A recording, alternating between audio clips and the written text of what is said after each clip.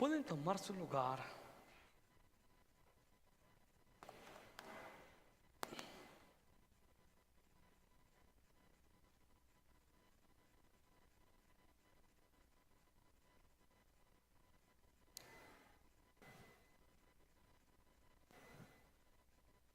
Aunque parece que el libro de Primera de Samuel no hablara del Espíritu Santo como estamos acostumbrados a escuchar, habla de maneras bien evidentes, bien claras acerca del Espíritu Santo y nosotros. El capítulo 3 de Primera de Samuel termina en esto, termina en que Samuel ya no es un niño, ya no es un adolescente, ya es un joven adulto, y Dios se sigue manifestando a él, le sigue hablando. Dios le ha dado gracia a Samuel y Samuel ha hallado gracia delante de él y delante de la gente. Es el anhelo que debiéramos de tener todos, de crecer en relación con nuestro Dios en gracia y con los demás también. Y así termina el capítulo 3. Y el capítulo 4 parece que no debió haber hecho esa división entre el 3 y el 4, porque comienza de una manera como que no tiene mucho sentido. Pero lo tiene porque continúa desde el 3. Dice, y Samuel habló a todo Israel. Lo que quiere decir es que Samuel era ahora el instrumento de parte del Señor a hablarle a Israel. Es decir, si iban a escuchar a Dios hablarles para seguir la dirección de Dios, las indicaciones del Señor, así fue a través de este hombre de Samuel, de un hombre que escuchaba a Dios. Y fue, según la escritura, como el primer juez de Israel. Era un juez, era como un sacerdote, como un profeta, como un líder. Y a veces los jueces que Dios levantó también eran como generales de los ejércitos. Había jueces que se levantaban, pero no había un rey, había un juez. Así que el juez Samuel, que era profeta también, que era sacerdote, le hablaba a Israel de lo que Dios le decía. Recuerde que si alguien iba a tomar una decisión importante, si era un líder de Israel, cualquier cosa que necesitaran la dirección clara de parte de Dios, tenían que acudir a Samuel. Así funcionó en aquel entonces. Ahora el Espíritu Santo ha sido dado a cada creyente. Los que son conducidos por el Espíritu Santo, esos son hijos de Dios. Así que no sé si ven claras estas palabras, porque me parece que está un poco opaca la pantalla. ¿Está opaca la pantalla? ¿Se ve bien? Ok, yo creo que es desde aquí. Muy bien. Y leamos esa porción. Y Samuel habló a todo Israel. Por aquel tiempo salió Israel a encontrar en batalla a los filisteos y acampó junto a Ebenezer, y los filisteos acamparon en Afec. Y los filisteos presentaron la batalla a Israel, y trabándose el combate, una mala noticia: Israel fue vencido delante de los filisteos, los cuales hirieron en la batalla en el campo como a 4,000 hombres. Eso era muchísimo, tener una pérdida, una baja de 4,000 hombres. La pregunta que nos tenemos que hacer aquí es: ¿por qué Israel perdió esa batalla contra los filisteos? Eran el pueblo de Dios. Eran el pueblo de Dios. ¿Cómo es que pudieron perder y tener estas bajas de 4,000 hombres aproximadamente? Ahora, el hecho de que esa porción donde dice Samuel habló a Israel, a todo Israel, no implica que Samuel el profeta les dijo a este ejército: vayan y peleen contra los filisteos. En ninguna manera. ¿Por qué perdió pues Israel? ¿Por qué fracasó en ese intento de derrotar a sus enemigos, que quizás lo provocaron, que quizás ellos fueron los que empezaron la pelea. No lo dice la escritura, pero usualmente era así. Bien, algo que debe de quedar muy claro, porque conocemos cómo obraba Dios en el Antiguo Testamento para dirigir a su pueblo a tomar decisiones correctas. Lo primero que vemos es lo siguiente: Israel fracasó porque no consultó al Señor sobre esta batalla. No vemos a nadie preguntándole a Samuel, no vemos a nadie orando, no vemos a nadie: Señor, ¿debemos de ir a esta batalla? ¿O qué quieres que hagamos? Fíjate qué extraordinario el nombre de Samuel, lo que significa Dios oye. Así que si ellos iban con Samuel, Dios los escucharía. Para que antes de tomar una decisión tan importante como esa, ellos fueran con el Dios que les oye. Samuel no era Dios, pero era un aviso de que Dios escuchaba. Así que, ¿por qué hay muchos cristianos que aman al Señor, que en lugar de ir de gloria en gloria van de fracaso en fracaso? ¿Por qué en lugar de tener éxito en sus decisiones, en sus negocios, en sus relaciones, fracasan y tropiezan continuamente? Esta es la razón. Israel se jactaba de ser el pueblo de Dios, pero lo que estaba ocurriendo en todo el pueblo de Dios era deplorable. Samuel es puesto por Dios en ese tiempo cuando los israelitas no buscaban a Dios, cuando hacían lo que bien les parecía, no tomaban en cuenta al Señor. A pesar de que había un instrumento de parte de Dios, Samuel, ellos tomaban sus propias decisiones. Cristianos que son genuinos, que aman a Dios, se les olvida esto. No porque son el pueblo de Dios pueden prescindir de consultar, tomar en cuenta a Dios. No somos autosuficientes, somos dependientes de la dirección de Dios. Por eso dice la Escritura que aquellos que son conducidos por el Espíritu Santo, dirigidos, guiados por el Espíritu Santo, estos son hijos de Dios. Fracasas porque haces inversiones en negocios que Dios nunca te dijo que hicieras, no lo consultaste. Fracasas en una relación porque piensas que eso es lo que quieres, es lo que te gustaría hacer y no consultas a Dios. Fracasas cuando das una dirección a tus hijos o a tu matrimonio que no es la voluntad de Dios y te metes en problemas verdaderamente serios, económicos o relacionales. Por eso, cristianos deben de, antes tomar decisiones importantes en la vida, consultar al Señor. Siempre debes de esperar a que Dios te diga si es sí, si es no, si es de otra manera, si tienes que esperar. La semana pasada les hablé de cómo podíamos escuchar al Señor en una manera personal. Antes de tomar decisiones importantes que van a marcar tu vida, tienes que consultar al Señor, tienes que consultar la palabra, tienes que buscar el consejo de personas sabias, maduras. Arrogancia y soberbia es decir, yo voy a hacer esto, a mí me habló Dios, no tengo que consultar a nadie. Eso está mal. Probablemente sí, Dios te habló, pero muy seguramente la humildad te va a guiar a hacer las cosas de la manera correcta. Mi hijo me preguntaba hace algunas semanas, me dice: ¿cómo le haces tú cuando sabes que Dios te habló a que hagas algo y eso que vas a hacer te va a meter en problemas, va a causar controversia? Wow, una muy buena pregunta.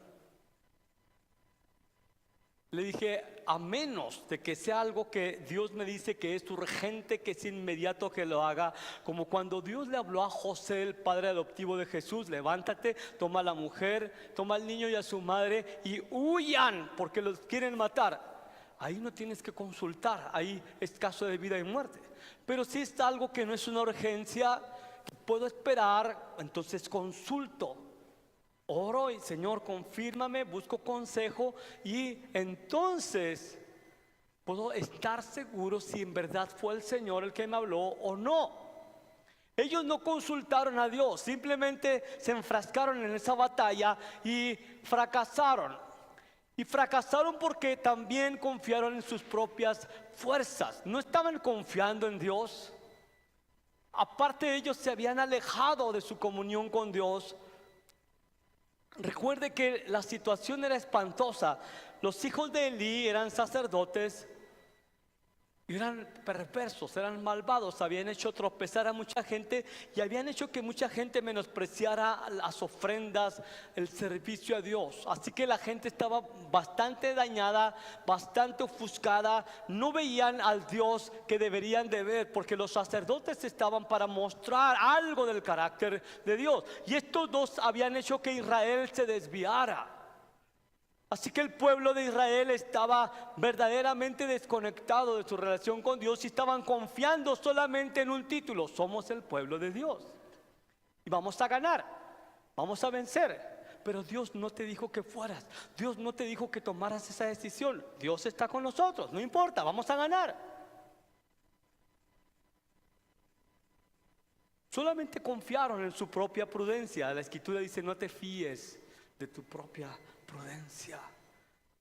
Apóyate en el Señor. Si algo vas a hacer, primeramente es el Señor a quien debemos de consultar. Y si es correcto lo que tú experimentas, si es de Dios, vas a tener éxito.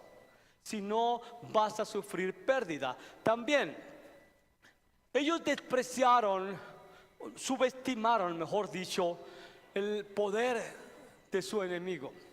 Los filisteos en aquel entonces estaban siendo provistos de armamento de parte de los griegos. En aquel entonces solamente los filisteos tenían la capacidad de trabajar el hierro, de hacer armas poderosas. Era lo último en tecnología de guerra que ellos manejaban. Israel no. Israel no tenía poder militar en ese entonces, no se podía comparar con los filisteos.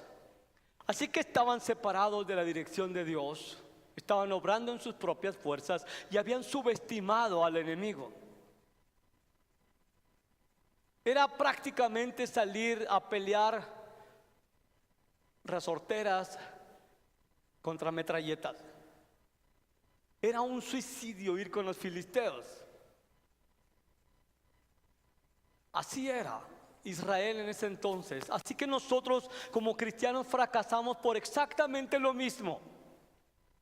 No consultamos al Señor en decisiones importantes, no somos pacientes a esperar la dirección, no buscamos consejo, vamos en nuestras propias fuerzas diciendo: Dios está conmigo, y si Dios está conmigo, ¿quién contra mí? No examinando tu relación con Él y subestimando lo que el diablo podría verdaderamente hacer cuando sales de su protección, cuando sabes que tu vida no está alineada a la voluntad de Dios. Te sugiero y te propongo que antes de tomar una buena decisión, algo, cualquier cosa que sabes que va a cambiar tu familia, que va a cambiar el rumbo de tu familia, de tu vida, te detengas, consideres, te examines a ti mismo y te examines con la palabra del Señor. Si estás en una relación con el Señor, si lo estás honrando en verdad, si no tienes pecado oculto ahí, y considera bien si estás dependiendo de Él en lugar de tus propias fuerzas o prudencia o inteligencia. Considera también si estás midiendo la fuerza de aquello que vas a enfrentar. Jesús inclusive lo dijo en un contexto un poquito diferente: que si un rey va a salir a la guerra y va a enfrentar a otro, primero calcule Si aquel rey tiene 20,000 soldados y tú solamente tienes 5,000, piensa, ¿podré contra ellos? Y aquí está la tentación de decir, sí podemos porque Dios está con nosotros. Jesús dice, hey, deténganse a pensar un poco, porque si aquel tiene 20,000 y tú tienes 5,000, es mejor que envíes una comisión a hacer las paces, a tranquilizarte. Hay veces que necesitamos medir nuestras fuerzas, nuestras capacidades, nuestros recursos. Si te vas a meter en una deuda, ¿tienes lo suficiente para pagar? No, Dios me va a proveer. Eso es tentar a Dios, es lo que hicieron ellos. ¿Te dirigió Dios a endeudarte? ¿O fue una locura espiritufláutica? Ustedes de lo que les estoy hablando. No subestimes el poder de Hacienda, no subestimes el poder de cualquier banco, que te pueden dejar hasta sin ropa. Porque no consultaste al Señor, no consultaste a Dios, no mediste tus fuerzas y subestimaste los peligros que esa mala decisión te metería. Wow. Esto el apóstol Pablo nos lo resume con esta frase: resistir al Espíritu Santo. La palabra resistir es oponerte, ser hostil a cualquier cosa o persona, rechazar totalmente. Algunos cristianos son personas que resisten al Espíritu Santo por ignorancia, porque no tienen el suficiente conocimiento y rechazan el consejo. Algunos abiertamente tienen una inclinación perversa a rebelarse y a hacer lo que ellos quieren. Están resistiendo al Espíritu Santo cuando una persona piadosa les dice: mira, no hagas esto, es peligroso, seguramente debes de esperarte y considerar estos aspectos. No, yo quiero hacerlo, yo quiero ir. Y algunas personas resisten a Dios porque están cegados. Mira, el primer mártir Esteban, Hechos de los Apóstoles, está predicándoles a los fariseos y él les dice, porque ellos estaban desesperados escuchando a Esteban, se tapaban los oídos y rechinaban los dientes del coraje. Y él les dijo: ustedes son como sus antepasados, que resisten siempre al Espíritu Santo, se oponen. La predicación de Esteban tenía la intención de salvarlos a ellos, de acercarlos a Cristo, pero ellos resistían. El rumbo al que se dirigían era exactamente el infierno y no atendieron a las palabras del Espíritu Santo a través de Esteban. Se endurecieron y Dios los endureció más. El Espíritu Santo les decía a través de Esteban: es por aquí, esto es lo que ustedes tienen que hacer. Miren, Cristo vino y murió como el Padre lo prometió, pero ustedes se equivocaron, lo crucificaron ustedes, mataron al autor de la vida. Y tantas veces que se les decía eso y ellos se tapaban los oídos: ya cállense, ya cállense. No estaban callándolo a él, estaban callando al Espíritu Santo. Tomaron piedras y fue la única manera para su propia perdición. Por eso los israelitas fracasaron y por eso fracasan creyentes que no consideran al Señor en sus decisiones. Dios no vendrá a ayudar a nadie a hacer sus propias obras, sus propias decisiones. Dios no estará ahí. Si Él no te mandó a hacer algo, Él no va a estar ahí para apoyar tus propios planes, porque no estamos aquí para ejecutar nuestros propios planes, sino los planes del Señor. Amén. Y si llevas a cabo los planes del Señor y Él está contigo, entonces todo va a salir bien. Amén. Sigamos leyendo. Cuando volvió el pueblo al campamento, los ancianos de Israel dijeron: ¿por qué nos ha herido hoy el Señor delante de los filisteos? Traigamos a nosotros de Silo el arca del pacto del Señor, para que viniendo entre nosotros nos salve de la mano de nuestros enemigos. Y envió el pueblo a Silo y trajeron de allá el arca del pacto del Señor de los ejércitos, que moraba entre los querubines. Y los dos hijos de Elí, Ofni y Finés, estaban ahí con el arca del pacto de Dios. Aconteció que cuando el arca del pacto del Señor llegó al campamento, todo Israel gritó con gran júbilo, que la tierra tembló. Ve qué genial idea. Acababan de morir 4,000 hombres. No es cualquier cosa decir nos mataron a 4,000. Mucha sangre derramada inútilmente. Y esta gente tiene una genial idea. Cómo somos cabezones.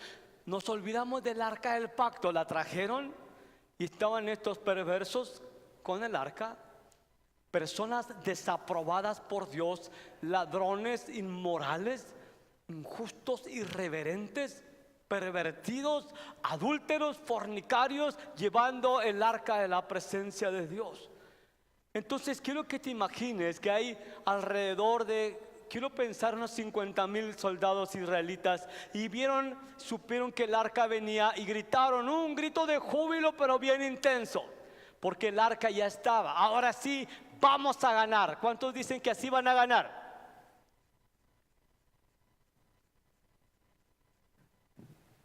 ¿Cuántos apoyan a Israel? Ahora sí vas a ganar. ¿Conoces la historia? Y este es el asunto, que a veces creemos que los puros gritos al cielo, los puros gritos a Dios, eso nos va a traer la victoria. Si vas a gozarte con Dios, si lo vas a alabar con todo tu corazón, hazlo. Pero también Dios puede estar en la calma, en el silencio. El problema no eran los gritos de los israelitas, el problema no era el arca, el problema era la condición del corazón de Israel. Ellos creyeron que por traer el arca todo estaba asegurado. Te voy a decir algo, el arca, por sagrada que era esa caja, no es Dios. El arca era el lugar en donde Dios se manifestaba cuando necesitaba hablar. Y ellos tomaron al arca. Vamos a traer el arca. Quizás si el arca está con nosotros, vamos a ganar. Ahora, déjeme decirle algo, que Dios nos enseña una historia muy parecida en el libro de Amós, cuando el pueblo solamente está cantando, aplaudiendo, tocando instrumentos, y Dios no se agrada, y las alabanzas son a Él. Ve lo que dice ahí, si me ayudas por favor. Aborrecí, está hablando Dios. Abominé, siento repugnancia de sus solemnidades, y no me complaceré en vuestras asambleas, le dijo Dios a Israel. Y si me ofrecieras sus sacrificios y sus ofrendas, no los recibiré, ni miraré a las ofrendas de paz de vuestros animales engordados. 23. Quita de mí la multitud de tus cantares, pues no escucharé los salmos que cantas de tus instrumentos. Pero corra el juicio como las aguas y la justicia como impetuoso arroyo. El problema no son los cantos ni el bullicio. El problema no es los músicos. El problema es el corazón de la iglesia. Dios dice, prefiero que se dediquen a ser justos, a ser rectos, a hacer lo que me agrada, que estando corrompidos me ofrezcan sacrificio de alabanza. Mejor cállense, básicamente está diciéndole Dios, ¿no? Los gritos de júbilo que Israel estaba gritando porque el arca había llegado eran una abominación a Dios. Ahora Dios se tapaba los oídos. Dios no estaba allí. El Señor no estaba con ellos. El Señor estaba verdaderamente molesto con Israel.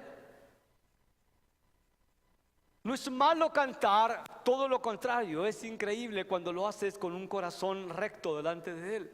No es malo tocar para el Señor, es genial, siempre y cuando tu vida está alineada a la voluntad del Señor. Estás aborreciendo el pecado y amando la justicia, entonces Dios se agrada de eso. El deseo de Dios es que le ofrezcamos sacrificios de alabanza, frutos de labios que confiesan su nombre, pero con un corazón alineado con Él. Estamos, ve a esta gente cargando el arca, más enojado el Señor. Era un lugar sagrado, pero Dios no estaba ahí. Ahora, ¿qué nos enseña esto? Que ellos tenían una actitud presuntuosa. De hecho, después de que mataron a estos 4,000 soldados, ellos le reclamaron a Dios: ¿por qué el Señor nos ha herido de esta manera? Habían tomado sus propias decisiones, se habían salido mal. Dios nunca les dijo que estaría con ellos en la batalla. Fracasan y le echan la culpa a Dios. Así es mucha gente. Toman sus decisiones equivocadas. Creen que Dios está obligado a bendecirlos. Y están sufriendo las consecuencias de malas decisiones. ¿Por qué Dios permitió que pasara esto? ¿Por qué Dios me está permitiendo sufrir en esto? Solamente quería hacer lo que era correcto. Dios puede decirte con mucho amor: yo nunca te dije que lo hicieras. Yo nunca te dije que esa era la manera de actuar, de responder en esta situación. Estos enfermos, después de que 4,000 soldados murieron que no tenían que haber muerto, le reclaman a Dios en lugar de humillarse y decir: Dios, hemos pecado, ni siquiera te tomamos en cuenta para esta decisión. Si conocieran a Dios, se hubieran humillado: Señor, perdóname, tomé esta mala decisión en esta dirección, me equivoqué, no te tomé en cuenta. Dios te hubiera levantado por ellos. Pero le reclamaron a Dios de sus malas decisiones. Dile al que está ahí a tu lado: esto es para ti, pero me lo quedo yo. Hazte responsable de tus malas decisiones. Así que esta actitud presuntuosa de los israelitas todavía se ve en muchos en este tiempo y en todos los tiempos. Eligieron traer el arca creyendo que el arca les daría la victoria. ¿Sabes? Estaban usando esa arca como el super archi recontra mega super uper luper amuleto. Este amuleto de la buena suerte nos va a hacer ganar. Estaban usando el arca, o estaban creyendo que podían manejar a Dios para que hiciera lo que ellos querían. Hoy en día hay muchas cosas de esas. ¿Han oído de gente: si eres tú, no te rías porque te vas a delatar? ¿Sale? Que ponen su Biblia abierta en una mesita en la sala y ponen el Salmo 91, porque así los chamucos se van. Nadie se rió. Tienen buena fuerza de voluntad para no reírse. Y luego dicen: mira, en tu casa pon la Biblia, abren el Salmo 91, es un salmo muy poderoso. Si la tienes ahí, te aseguro que el diablo va a venir y lo va a leer y se va a ir. Superstición, falta de conocimiento de Dios. Si pones la imagen de este santo, los chamucos se van a ir. Si pones la foto del pastor, los demonios se van a ir. Santo Cristo. ¿La tienen ahí? Dije que si se reían se iban a delatar.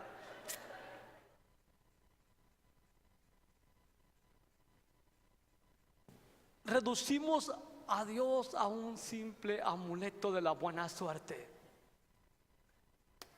Eso hicieron los israelitas. Dios es tan grande, mucho más grande, que Dios no puede ser contenido, ni los cielos de los cielos lo pueden contener. Dios es mucho más grande que el arca en donde Él se manifestaba. No era una cajita en donde estaba encerrado Dios, ni un crucifijo debiera de ser un amuleto para muchos de ustedes. Hay quienes se ponen un crucifijo porque creen que les va a ir bien y que el diablo lo va a ver y se va a alejar. No tiene ese propósito. Las fantasías y mitos de que agarraron demonio, yo creo pegar en la cabeza con el crucifijo, se va a salir de la persona. Esas cosas ocurrían desde antes. Un día el Señor le dijo a Moisés, debido a que el pueblo estaba siendo mordido por serpientes y algunos estaban muriendo, le dijo: mira, haz una serpiente de bronce, corrijo, y ponla en un asta, y el que es mordido por la serpiente y mire a la serpiente no morirá.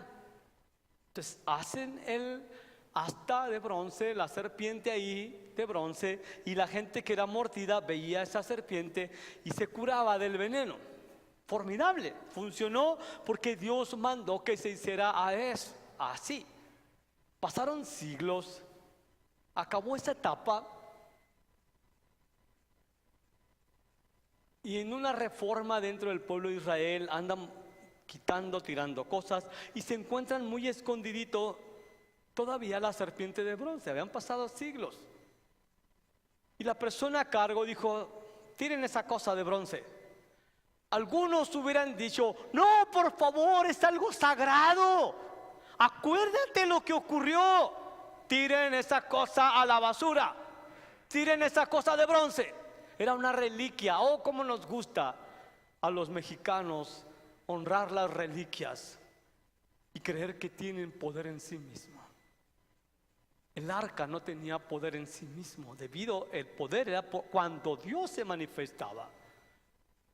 Así que la serpiente de bronce la tiraron. ¿Por qué la tiraron? Porque dice el Espíritu Santo que todavía en ese tiempo, a escondidas, mucha gente adoraba a la serpiente de bronce. Ellos adoraban el arca, no dijeron: vamos a invocar a Dios, sino vamos a traer el arca, porque si el arca está con nosotros, vamos a vencer. Y no fue así.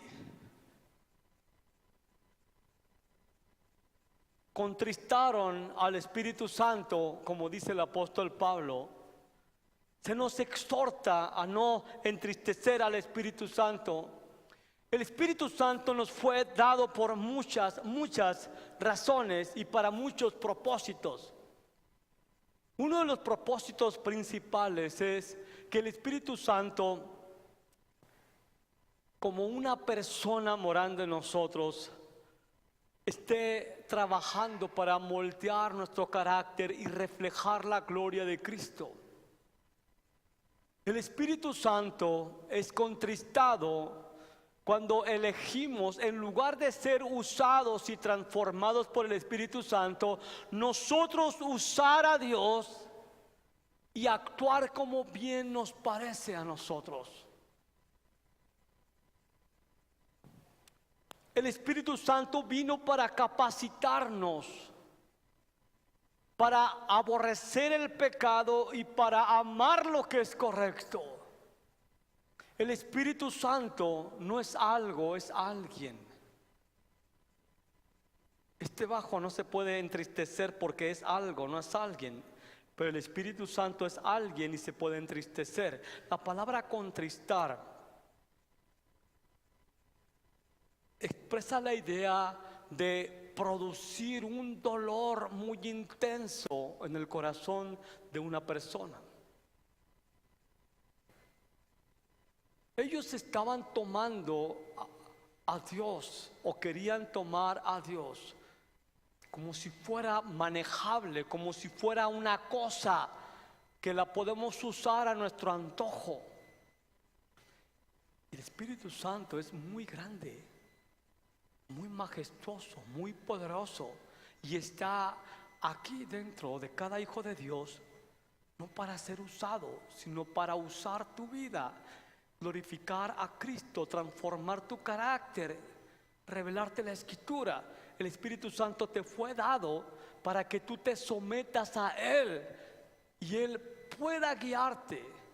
Así que si el Espíritu Santo mora en ti, en lugar de consultarlo a Él, en lugar de someterte a Él, tú vas en otra dirección, estás ignorando, estás dándole la espalda, estás traicionando al Espíritu Santo de Dios, el Espíritu de Cristo que ha sido puesto en cada creyente. Has profanado el templo, la casa, la habitación del Espíritu Santo. Le has producido un dolor más allá de lo que se puede explicar. Algunos de ustedes han sido traicionados en alguna manera y algunos de ustedes han traicionado. Le hablo a ustedes que han sido traicionados. ¿Qué sintieron? Esto no es para revivir viejas heridas, solamente ¿cómo se sintieron al saberse traicionados? Traiciones reales.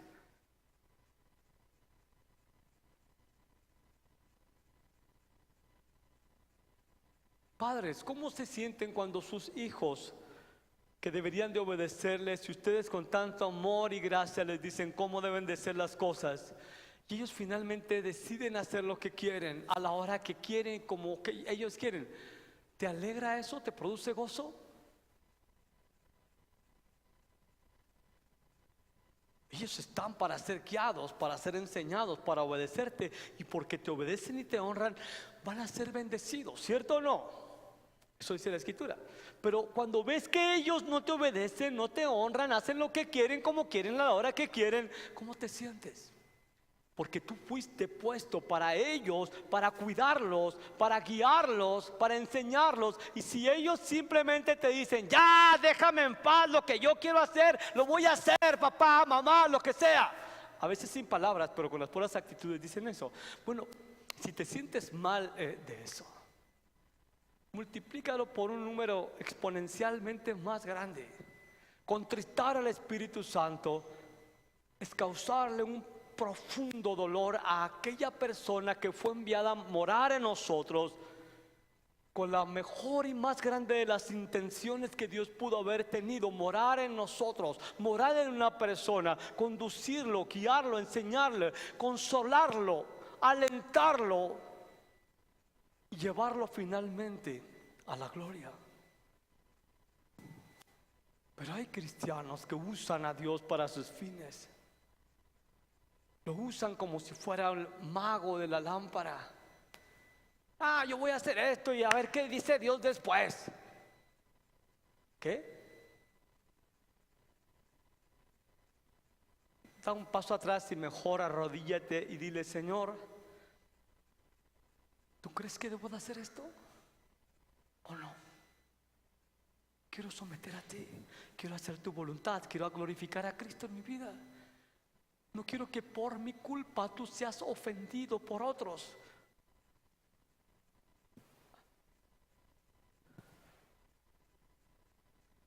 ¿Has entristecido a alguien? ¿Has visto cuando hiciste algo que lastimó a una persona, se entristeció, su semblante se mudó, se cayó su semblante de la tristeza porque lo que dijiste o hiciste le dolió? ¿Has visto eso? Algunos son indiferentes ante el dolor de la gente que dicen que aman.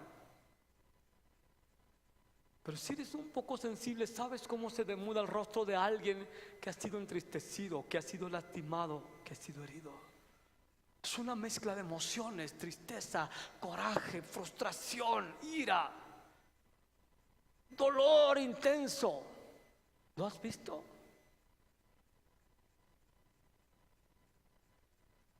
Ahora piensa.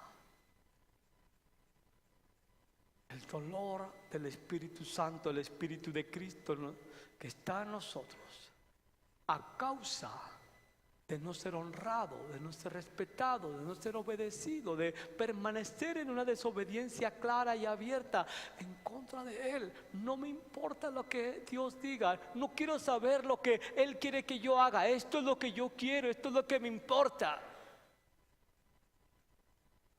No contristes al Espíritu Santo, déjate moldear por Él, déjate usar por Él, no lo uses a Él. Él no está para servirte, tú estás para servirlo. Él no está para agradarte, tú estás para agradarlo.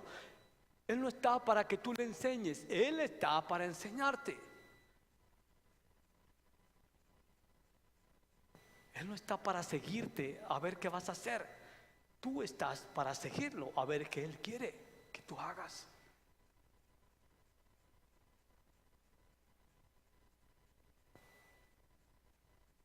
Cuando los filisteos oyeron la voz de júbilo, dijeron: ¿qué voz de gran júbilo es esta en el campamento? ¿Ya leímos eso? Y supieron que el arca del Señor había sido traída al campamento. Y los filisteos tuvieron miedo porque decían: ha venido Dios al campamento. Y dijeron: ay de nosotros, pues antes de ahora no fue así. Ay de nosotros, ¿quién nos librará de la mano de estos dioses poderosos? Estos son los dioses que hirieron a Egipto de toda plaga, con toda plaga en el desierto.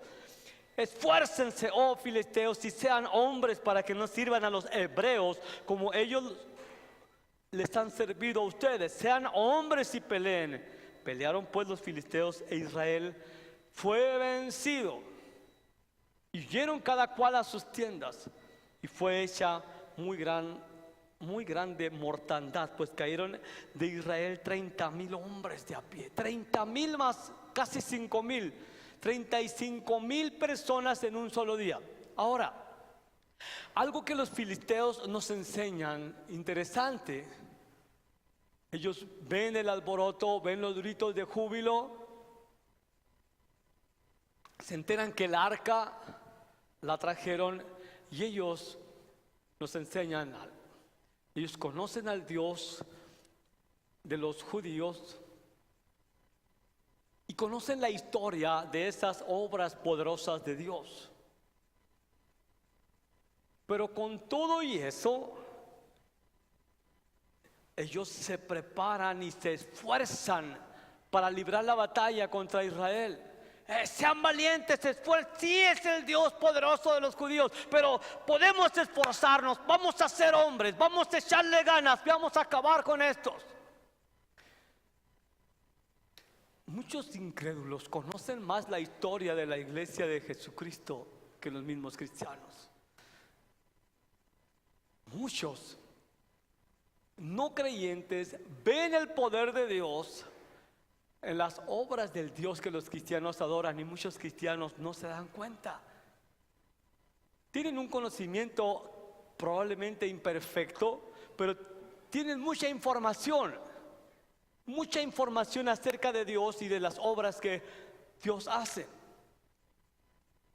Estos, a pesar de que conocieron la grandeza del Dios de Israel, que venció el imperio egipcio, ellos se esforzaron. ¿Qué nos enseña esto? Que con todo, y que tú que conozcas a Dios, lo que conoces de Dios, las obras que has escuchado que Dios hace, debieran de ser una inspiración para esforzarte con más pasión que los incrédulos.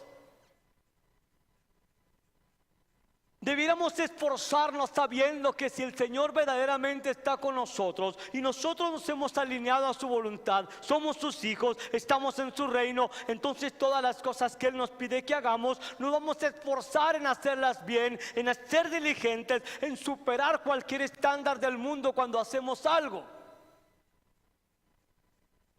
Dice la Escritura al profeta Daniel: el pueblo que conoce a su Dios se esforzará y actuará. El pueblo que conoce a su Dios se esforzará. No dice se acostará a comer uvas mientras Dios hace todo. El pueblo que conoce a su Dios se va a esforzar en educar, en criar a sus hijos de una manera piadosa. El pueblo que conoce a su Dios, sabe el poder que Dios tiene, se va a esforzar en tener la familia alineada a la voluntad de Él. Es difícil, pero hay que esforzarse. Te aseguro algo: Dios no va a sentarse a darle clases a tus hijos sobre la palabra. Dios no los va a criar en modales. Tus hijos deben de ser criados por ti como padres.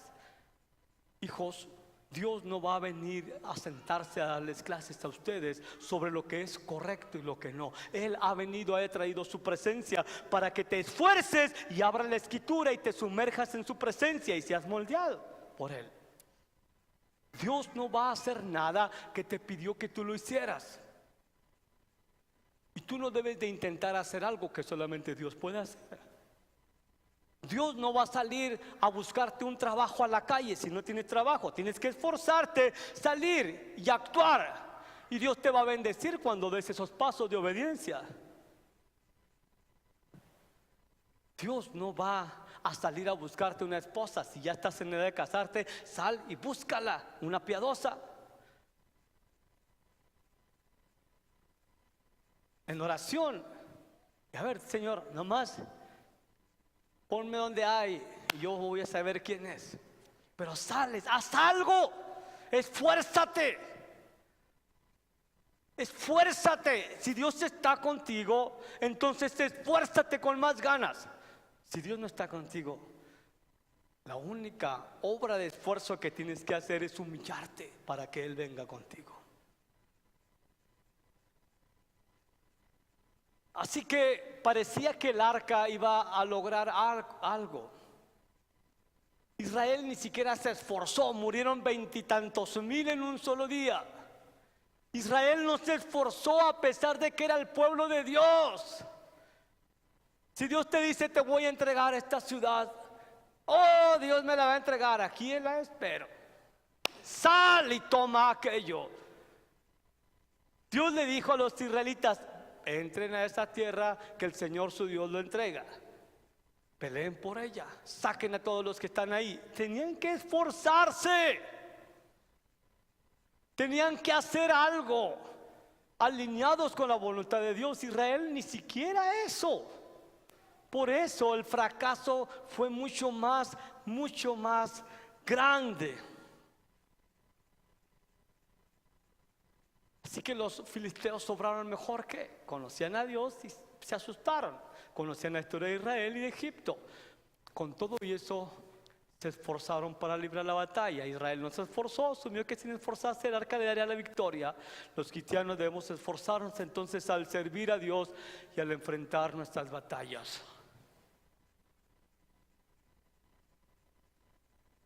Casi estoy por acabar. El arca de Dios fue tomada y muertos los dos hijos de Eli, Ofni y Finés, y corriendo de la batalla un hombre de Benjamín llegó el mismo día a Silo, rotos sus vestidos y tierra sobre su cabeza. Esa es una señal externa de luto, de dolor.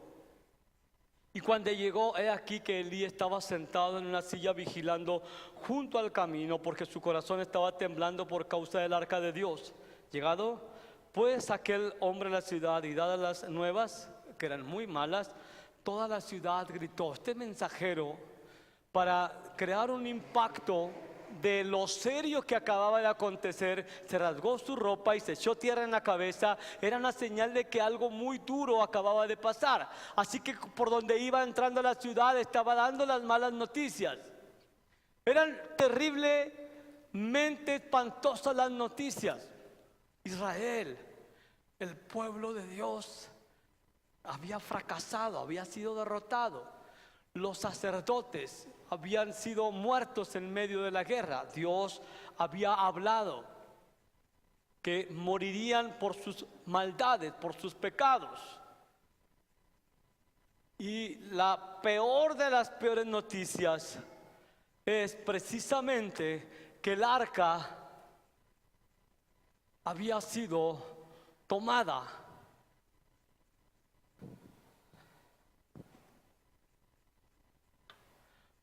Ahora, la escena esta me impresiona mucho porque dice que Elí, el sumo sacerdote, estaba sentado intentando mirar hacia allá, hacia el camino, y se dio cuenta del alboroto. Dice que su corazón estaba temblando a causa del arca. ¿Por qué estaba temblando él a causa del arca? Porque él sabía, aún los filisteos sabían esto. Los filisteos se asombraron de que hubieran traído el arca. Dice, porque antes no se había hecho así. Así que Elí había sido permisivo al dejar que sus hijos se llevaran el arca. siendo que no era así como se manejaban las cosas. No era el deseo ni la voluntad de Dios que el arca saliera en esa ocasión a esa batalla. Y él estaba temblando porque sabía que había corrido un riesgo innecesario. Cuando dice que estaba temblando, entonces que estaba paniqueado, aterrorizado, porque sabía que había hecho algo incorrecto al dejar que se llevaran el arca. Aquí va una aplicación práctica. Padres, si tú permites que tus hijos vayan en una dirección sabiendo que no es lo correcto, tienes toda la razón en temblar. Tienes toda la razón en esperar lo peor. Si tú permites que tu hija salga con un tipo que ni cristiano es, sabes que está mal y dices, bueno, voy a confiar en Dios. No, esa es una... Voy a confiar en que Dios va a hacer de cuenta que no estoy haciendo algo incorrecto. No, tiembla, porque lo peor está por venir. Elí temblaba con justa razón. ¿Qué hice? ¿Qué hice? Se llevaron el arca. ¿Cómo fui cabezón? ¿Por qué dejé salir a mi hija, a mi hijo en esta dirección si sabía que no era lo correcto?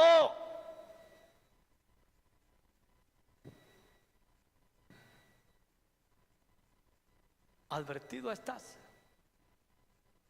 De firme, con mucho amor, mucha gracia, decir no. Tú no vas en esta dirección, tú no vas a hacer esto. ¿Pero por qué? Si todos mis amigos lo hacen, qué bueno que lo hagan, bien por ellos, pero aquí no. Aquí vivimos de manera diferente. Pero papá, mamá, ellos qué van a decir de mí, que soy un mojigato, que digan lo que sea. Esta es la voluntad del Señor para ti, que te sometas, que obedezcas y te va a ir bien. Después te lo van a agradecer. Aguanta, firme, protege lo que debes de proteger. Después, si no haces lo correcto, vas a querer defender lo indefendible. Pues yo le dije que no fuera, pero no. Tú eres culpable, tú eres el que estás a cargo. Elí estaba a cargo y él debió haber dicho, no, el arca no se va de aquí más que pura nada. Y los hijos hicieron lo que bien les pareció, y fue la firma de su sentencia. Hijos, no se salgan de la protección del Señor haciendo lo que a ustedes les parece, solo porque el mundo y los demás hacen esas cosas. Se saldrán de la protección del Señor y sufrirán las consecuencias. Así que Elí oyó el estruendo de la gritería. Dijo, ¿qué estruendo de alboroto es este? ¿Qué estruendo de alboroto es este? Y aquel hombre vino a prisa, el mensajero, y dio las nuevas a Elí. Era ya de 98 años y sus ojos se habían oscurecido, de modo que no podía ver. Dijo pues aquel hombre a Elí, yo vengo de la batalla, he escapado hoy del combate. Y Elí dijo, ¿qué ha acontecido, hijo mío? Y el mensajero respondió diciendo, número 1, Israel huyó delante de los filisteos. 2, también fue hecha gran mortandad en el pueblo. 3, también tus 2 hijos, Ofni y Finehas, fueron muertos. Y 4, para acabarla, el arca de Dios ha sido tomada. Puras malas noticias, de mal en peor las noticias. Elí muere casi instantáneamente, creo que le dio un infarto. Yo creo que ya intuía que Israel iba a perder. Él sabía cómo era la condición del pueblo y sabía que se iban a morir sus hijos. Debe de haberle dolido, pero no tanto. Sabía que era una sentencia de Dios. Lo que lo mató fue cuando dijeron, y el arca de Dios fue llevada, fue tomada por los filisteos. Era de los que estaban orgullosos Israel. Y les fue arrebatado lo que aparentemente amaban y valoraban más. Le llamaban la gloria de Israel. El arca del pacto, el arca de la alianza, el arca de la presencia. Era lo que los distinguía de todas las naciones. Y aunque no tenían un entendimiento claro, sabían que habían perdido no solamente al sumo sacerdote, que habían perdido a los sucesores de él, que habían sido derrotados y humillados públicamente por los filisteos. Pero lo peor del caso era que todo Israel estaba estremecido, gimiendo y orando porque el arca había sido tomada. El lugar donde Dios había elegido manifestarse fue secuestrado. Entonces dicen que cuando pierdes algo, entonces sí lo valoras. No sabes el valor de lo que tienes hasta que lo pierdes. Primera en Mario 12:50. Ellos perdieron el arca.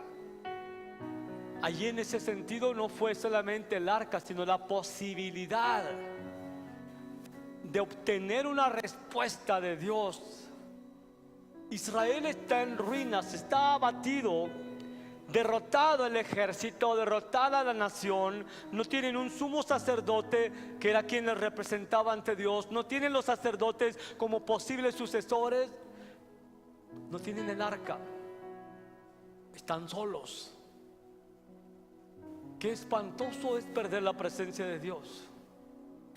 Qué espantoso es sentirse alejado de Dios. Y no es porque Dios se aleje, es porque Israel ya se había alejado de Dios desde antes.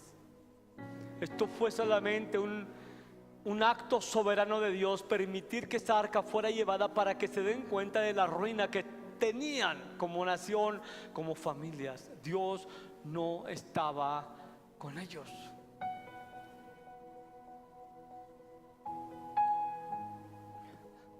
Luego, tengo que ir más rápido.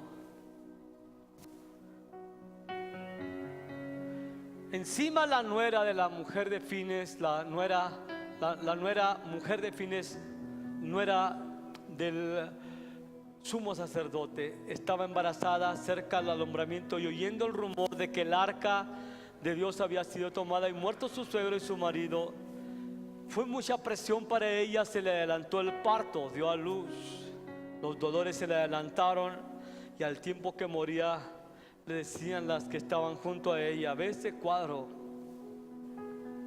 no tengas temor, has dado a luz un hijo. Mas ella no respondió ni se dio por entendida. Y llamó al niño Icabod. ¿Qué nombre? Icabod quiere decir sin gloria, diciendo: traspasada es la gloria de Israel por haber sido tomada el arca de Dios y por la muerte de su suegro y de su marido. El pobre niño iba a recordarle a todo Israel durante toda su vida que la gloria de Dios les había sido quitada. Traspasada es la gloria de Israel porque ha sido tomada el arca de Dios sin gloria.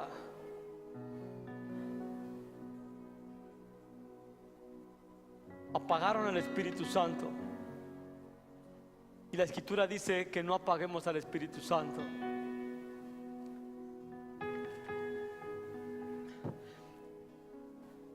Usaban distintas formas de llamarle a la presencia de Dios, al arca, una de las cuales era la lámpara de Dios, la lámpara para alumbrar a Israel, la lámpara para guiarles en la dirección de la voluntad perfecta de Dios. Había sido apagada porque el arca fue traspasada. Dios no había sido llevado a los filisteos.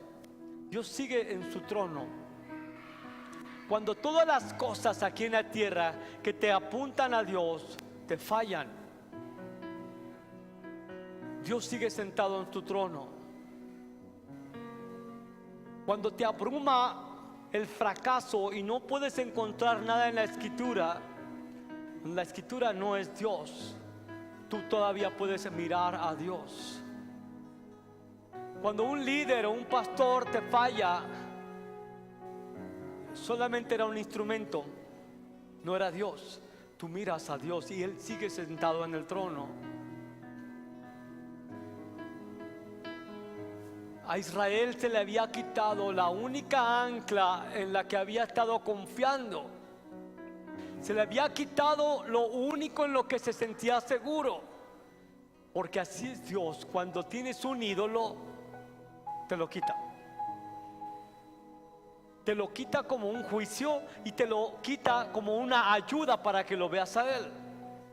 Cualquier cosa que idolatres, sea tu trabajo, sea tu esposo, sea tu esposa, sean tus hijos, sea lo que sea, lo idolatras, te va a ser quitado, aunque sea algo bueno. Para que entonces sí mires al único Dios verdadero. Porque Él sabe que si te vas detrás de tu ídolo te vas a perder. Él prefiere quitarte algo, aunque sea el arca, para que mires al Dios, único Dios verdadero.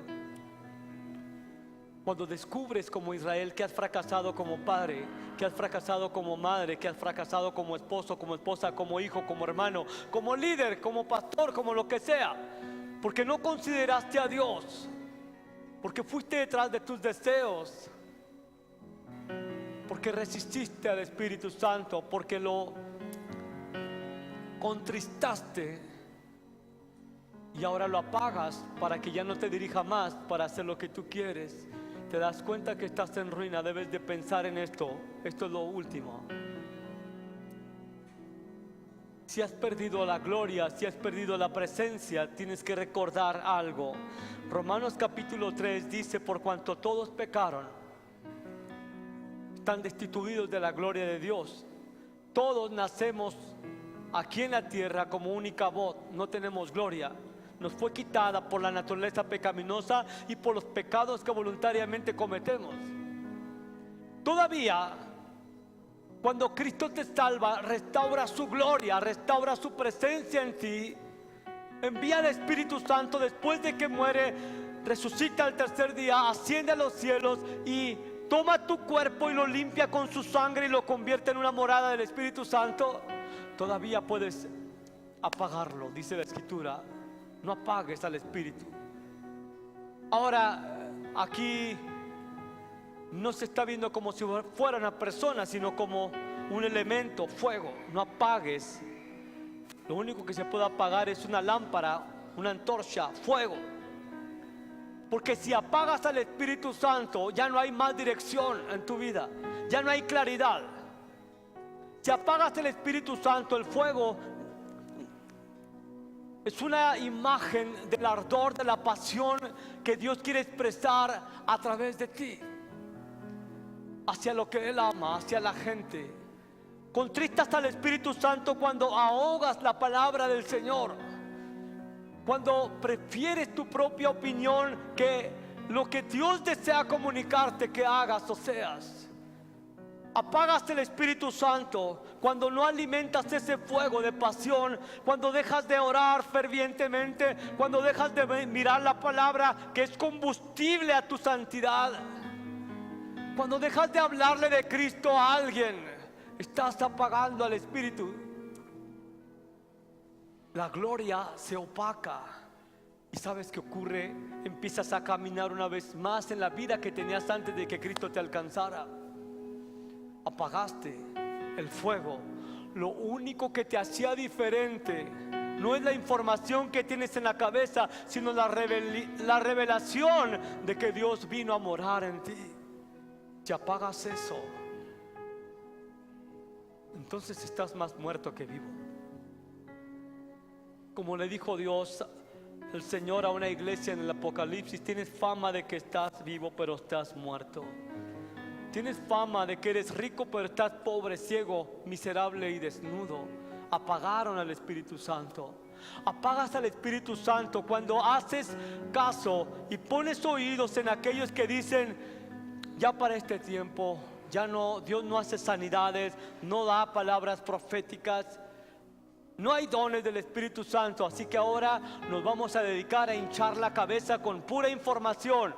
Ya no hay poder sobrenatural para manifestar la gloria de Dios. Es que ellos perdieron la gloria y la sustituyen por un culto solamente intelectual. Porque esto es lo que el apóstol Pablo nos enseñó. Cuando voy con ustedes, no voy con elocuencia, no voy con palabras de sabiduría humana. Voy con el poder de Dios, la demostración del Espíritu y del poder de Dios, para que su fe no sea fundada en palabras de sabiduría humana, en mucho intelecto. La información es buena, es correcta y la necesitamos, pero si apagamos la obra del Espíritu Santo, no tenemos nada. Somos solamente una bola de carne que dice cosas correctas, pero que no ve el poder de Dios en sus vidas. Somos única voz. Cuando contristamos, cuando apagamos el Espíritu Santo, somos Icabod, una iglesia sin gloria, una iglesia sin poder, una familia sin gloria, una familia sin poder sobrenatural de Dios. No puede vencer ni sus propios pecados, ni sus propios malos hábitos, ni puede vencer al diablo, no puede tener victoria en nada. Pero para esto vino Cristo, para que al morir en la cruz del Calvario tuvieras la oportunidad de arrepentirte de tus pecados, de tu rebelión, de tu obstinación, de tu terquedad, de tu orgullo, de tu autosuficiencia, de tu confianza en ti mismo, y mires al que está crucificado. Mires por el Espíritu Santo aquel que llevó toda tu rebelión, todas tus iniquidades, todos tus pecados, para que te vuelvas a Él. Y Él resucitó al tercer día, para que ya no vivas más para servir al pecado, sino al Señor. No importa si has fracasado hoy como padre, no importa si has fracasado como esposo, como esposa, como madre, como hijo. No importa cuán grande y cuán profundo es el abismo en el que caíste por tus pecados. Si todavía tienes ojos para mirar a Cristo, y si todavía tienes una boca para invocarlo, la gloria del Dios Todopoderoso te puede ser restituida. Si te arrepientes de tus pecados y te humillas delante de Él, entonces todos tus enemigos se van a postrar y van a venir delante de ti, y entonces los vas a hollar como si fueran escorpiones, como si fueran víboras, como si fueran cucarachas, porque entonces demostrarás que el Dios que levantó a Cristo de los muertos está contigo. Gloria sea su nombre.